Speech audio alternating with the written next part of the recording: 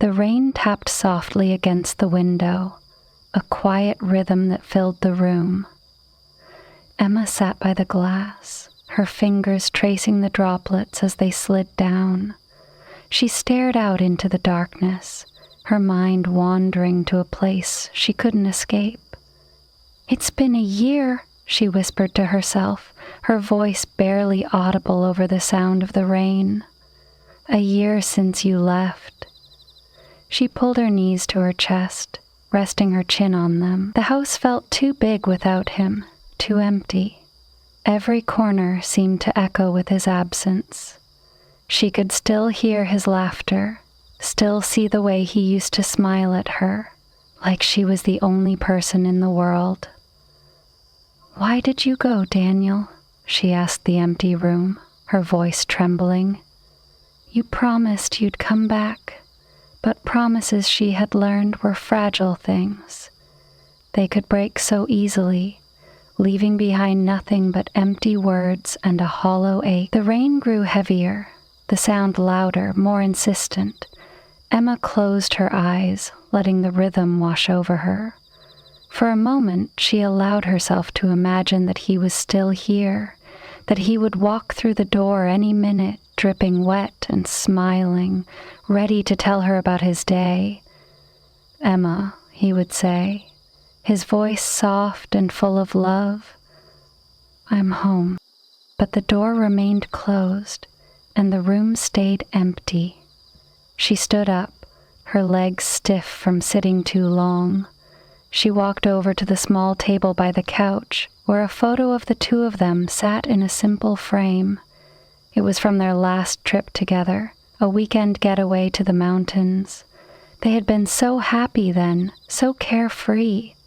She picked up the frame, her fingers brushing over the glass.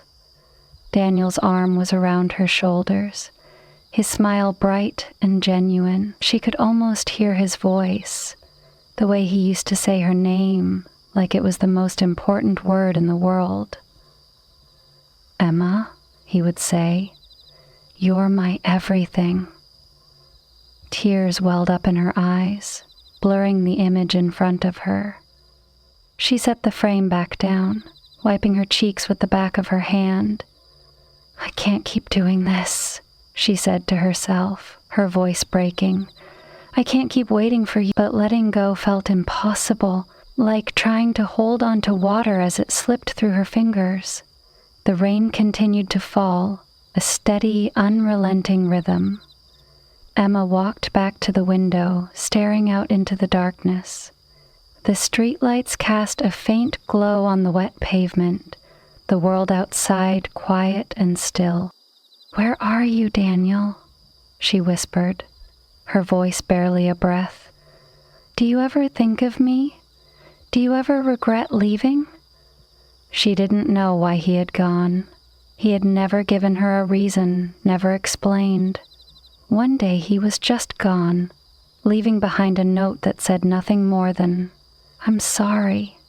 She had read those words over and over, searching for some hidden meaning, some clue that would make sense of it all, but there was nothing. Just those two words, and the emptiness they left behind. Emma leaned her forehead against the cool glass, closing her eyes. "I'm so tired," she said softly. "Tired of missing you, tired of waiting for something that might never come." But even as she said it, she knew she couldn't let go.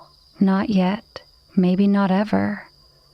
Somewhere in the distance, thunder rumbled, low and deep. Emma opened her eyes, watching as the rain fell harder, the droplets racing each other down the window. "I don't know how to move on," she admitted, her voice barely a whisper. "I don't know how to stop loving you." The room stayed silent, the rain her only answer. The morning light filtered through the curtains, soft and pale. Emma blinked awake, the remnants of her dream still lingering in her mind. For a moment she allowed herself to stay still, to pretend that the warmth beside her was his, that the sound of the rain had been replaced by his steady breathing. But the bed was empty, the space beside her cold and untouched. She sat up, running a hand through her tangled hair. "Another day," she muttered to herself, her voice heavy with exhaustion. "Another day without you." The rain had stopped, leaving behind a world that felt fresh and new, as if it had been washed clean. Emma glanced at the clock on the nightstand. It was early, too early to be awake, but she knew she wouldn't be able to fall back asleep. She got out of bed, her feet padding softly against the floor as she made her way to the kitchen. The house was quiet, the kind of quiet that felt heavy, like it was waiting for something to happen. Emma filled the kettle with water, setting it on the stove to boil. She leaned against the counter, her arms crossed over her chest, staring at the small flame as it flickered beneath the kettle. "Daniel," she asked the empty room, her voice barely above a whisper. A voice barely above a whisper. Was it something I did? Something I said? But the room stayed silent, the only sound the soft hiss of the kettle as it began to heat up. Her mind wandered back to the dream, to the way Daniel had looked at her, the way he had reached for her. It felt so real, so vivid, like he had been right there with her. "You were so close," she whispered, her voice trembling. "I could almost touch you." But dreams were cruel like that, she thought. They gave you what you wanted, only to take it away when you woke up. The kettle whistled, pulling her out of her thoughts. She poured the hot water into a mug, the steam rising in soft curls. She added a tea bag, watching as the water slowly turned a deep amber. She carried the mug to the table, sitting down and wrapping her hands around it, letting the warmth seep into her skin. "I don't know how to do this," she said softly, staring into the mug. "I don't know how to live without you." The house felt different in the morning, less lonely somehow. The sunlight streaming through the windows made everything feel softer, less harsh. Emma took a sip of her tea, the warmth spreading through her chest. She glanced around the room, her eyes landing on the photo of her and Daniel. It was still sitting on the table where she had left it last night, his smile frozen in time. "Why do I keep you here?" she asked the photo, her voice barely a whisper. "Why can't I let you go?" She didn't know why she kept it out, why she couldn't bring herself to put it away. Maybe it was because it felt like the last piece of him she had left, the only thing that reminded her that he had been real, that they had been real. Emma set her mug down, her fingers tracing the edge of the table. She thought about the note he had left, the one that said, "I'm sorry." Those 2 words had haunted her for months, playing over and over in her mind like a broken record. "I'm sorry," she repeated, her voice hollow. "What does that even mean, Daniel? Sorry for leaving? Sorry for breaking my heart? Sorry for making me feel like I wasn't enough?" But there were no answers, no explanations, just those 2 words and the emptiness they left behind. The sound of a car passing by outside pulled her out of her thoughts. She stood up, carrying her mug to the sink. The day stretched out in front of her, empty. "What am I supposed to do now?" she asked the empty room, her voice breaking. "How am I supposed to move on?" But the room stayed silent, the only sound the soft hum of the refrigerator.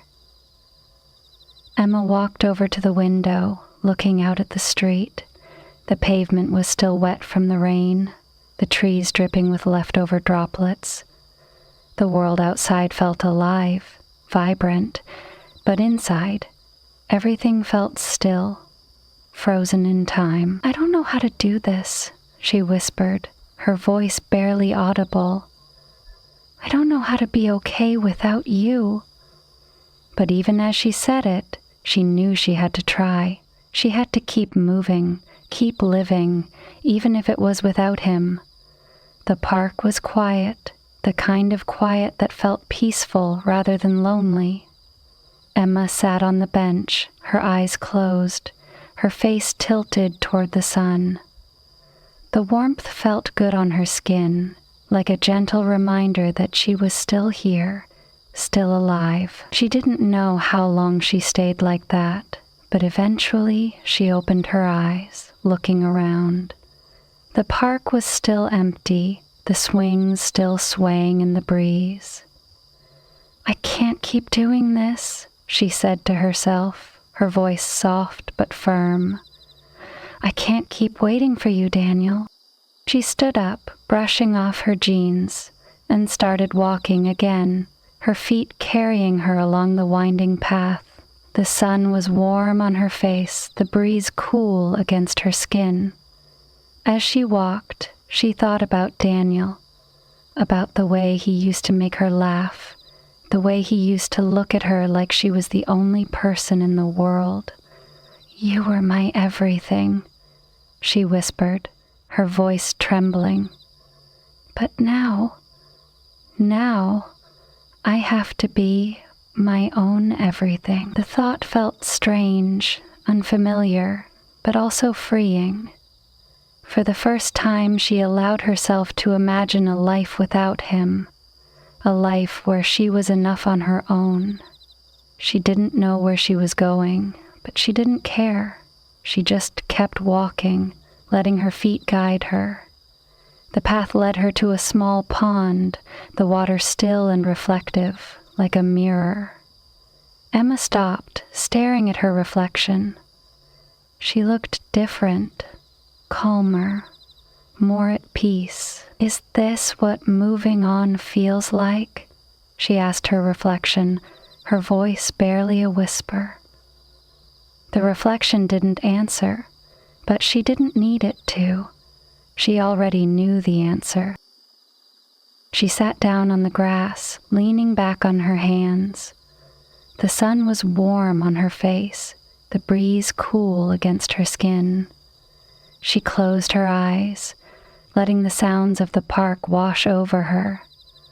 The rustle of leaves, the chirp of birds, the distant hum of traffic. For the first time in a long time, she felt like she was exactly where she was supposed to be. "I don't know if you'll ever come back," she said softly, her voice steady, "but I know I'll be okay, even if you don't." The words felt strange to say, but also true. She didn't know what the future held, didn't know if Daniel would ever come back, but for the first time, she felt like she would be okay, no matter what happened. She stood up, brushing the grass off her jeans. The path led her back to the entrance of the park. She stopped, looking out at the street. The world felt different now, brighter, more alive. "I'm ready," she said to herself, her voice strong and sure. "I'm ready to move on." And with that, she took a deep breath, the fresh air filling her lungs, and started walking again, her steps steady and sure. She didn't know where she was going, but she knew that she would be okay, no matter what. If you enjoyed this story, please like, subscribe, and share. See you in the next video.